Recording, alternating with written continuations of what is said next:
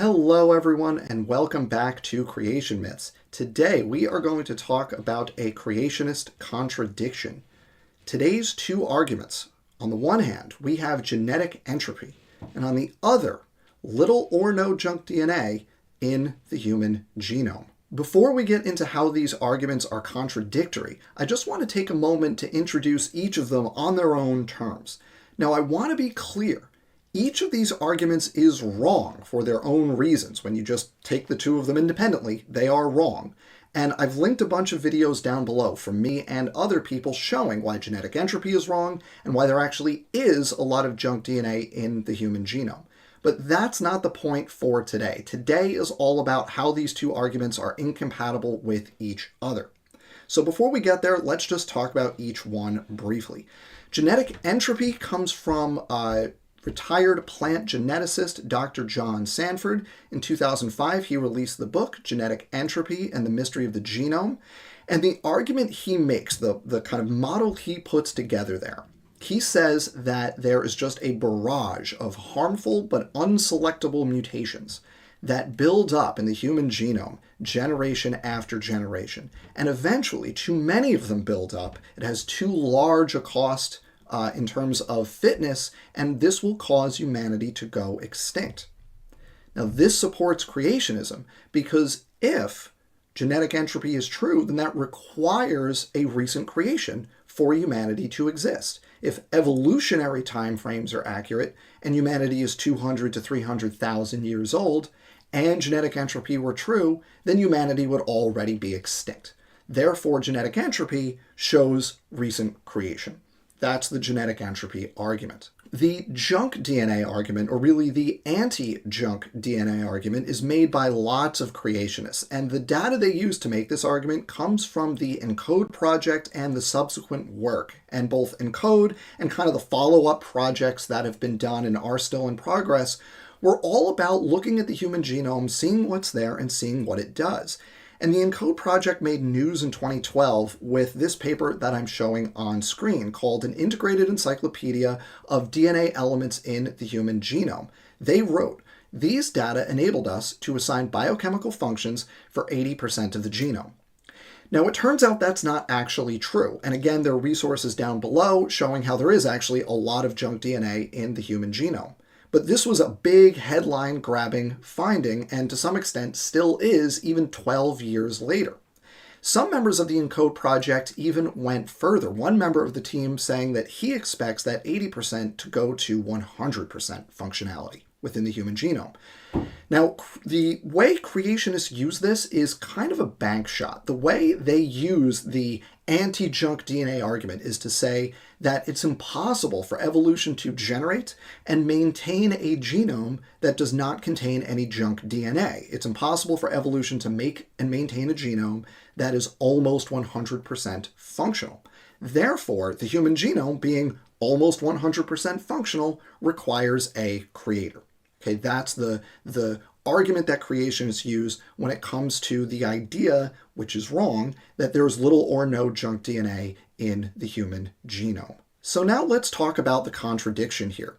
As we do this, our main character is going to be Dr. John Sanford because he actually uses both of these arguments in the book, Genetic Entropy, right? He does this exact thing that we're talking about. But as we'll see in a few minutes, he is far from the only creationist that does this.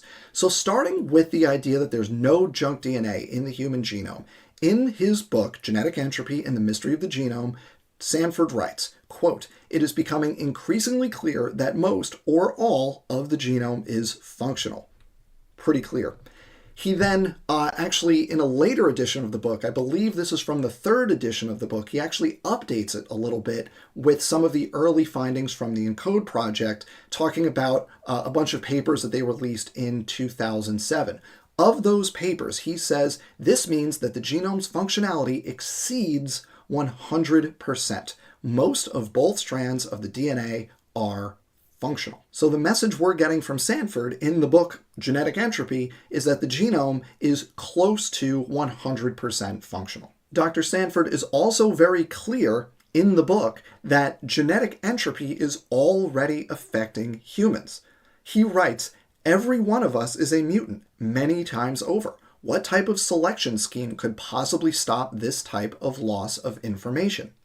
Remember, in his model, virtually all mutations are harmful. So if lots of mutations are already accumulating, then lots of us are already affected by harmful mutations that are breaking functions in the genome. In the book, Sanford shows this figure, which is the decline in lifespans of the biblical patriarchs, starting with Noah, who lived to 950 years, according to the literalist biblical narrative. And then those lifespans dropped off over the centuries. On the x-axis in this figure, we have centuries after Noah, right? So we're getting close to the present day here, and lifespans drop off over that time by approximately 90%. Now, he's very clear in the figure legend that this is due to the accumulation of mutations. So again, this is figure 14 in the book, Genetic Entropy and the Mystery of the Genome. Sanford writes, when biblical lifespans are plotted against time, for the generations after Noah, we see a dramatic decline in life expectancy with a strong appearance of a biological decay curve. The curve is very consistent with the concept of genomic degeneration caused by mutation accumulation. You may already see the problem here, because what Sanford is describing is the already present and already measurable effects of mutation accumulation, of genetic entropy on the human genome as it currently exists. See the problem? So which is it? Is the human genome so precisely and intricately designed that it approaches 100% functionality and could not possibly have evolved? Or is the human genome already breaking down due to an onslaught of mutations that are already taking a measurable toll? Which is it?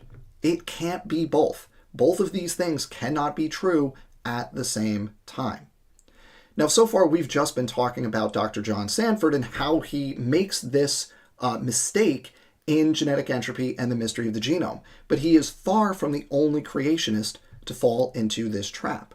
Creation Ministries International, for example. They wrote a piece by Paul Price, Dr. Rob Carter, and Dr. John Sanford a few years ago, responding to the supposed refutations of genetic entropy from the experts, and I am one of those experts that they respond to in that piece. So Creation Ministries International, they're all in on genetic entropy. But they also talk about how junk DNA is a flawed concept. So they released this video, Junk DNA, there's no such thing. And more recently, they released a YouTube short that makes the same argument that the majority of the human genome is functional, although they do allow for a little bit of non-functional DNA. In that longer video, I think they put it at 93% functional. Another example of this from a professional creationist is Sal Cordova. I've talked to Sal about both of these issues. So he is a friend of Dr. John Sanford's. He's worked with Sanford, and he is a vocal defender of the concept of genetic entropy. He is also a vocal opponent of the concept of junk DNA in the human genome. And I've talked to him about both of these issues. So he takes both of these positions at the same time. And of course, when the professionals make these arguments together, that filters down to the amateurs. So for example, you have Standing for Truth on YouTube making video after video about genetic entropy, while also claiming that junk DNA has been debunked. My point here is that while Dr. John Sanford is a great example of making this contradictory set of arguments, because he does it in his book side by side, he's not the only one to do this. This is a very common pitfall that creationists fall into. So in summary, creationists will very frequently argue that the concept of genetic entropy is a real thing that supports a young Earth, while also arguing that there is little or no junk DNA in the human genome, which supports a creator.